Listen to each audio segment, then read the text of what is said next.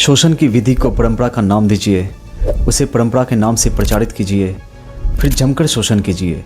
ये एक ऐसी सटीक विधि है जिसमें ज़्यादातर शोषित व्यक्ति भी शोषणकर्ता के साथ ही खड़ा होता है। एक ऑस्ट्रियाई ब्रिटिश फिलोसोफर थे कार्ल पॉपर।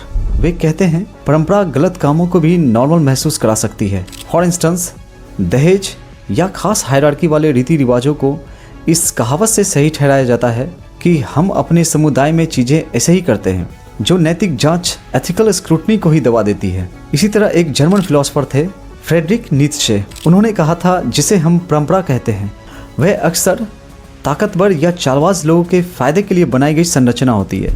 ये संरचना वंचित ग्रुप या समुदाय के ऑप्शंस को कम करती है, जिससे उन्हें अपने ही एक्सप्लॉयटेशन को मानने के लिए मजबूर महसूस होना पड़ता है। जैसे हमारे सोसाइटी में भी कई रिचुअल्स हैं, कर्मकांड है, फ्यूनरल फीस्ट है, मृत्यु भोज, ब्रह्म भोज, ईश्वर के नाम पे पैसे लेने की परंपरा, वर्णा सिस्टम के तहत किसी को जन्म से ही नीच समझ लेना, किसी को जन्म से श्रेष्ठ समझ लेना, 3 तलाक और हलाला जैसी अनएथिकल ट्रेडिशन भी हमारे सोसाइटी में कहीं कहीं प्रैक्टिस किए जाते हैं। इस तरह से हमारे सोसाइटी में कई और भी परंपराएं हैं जो नैतिक रूप से सही नहीं ठहराया जा सकता।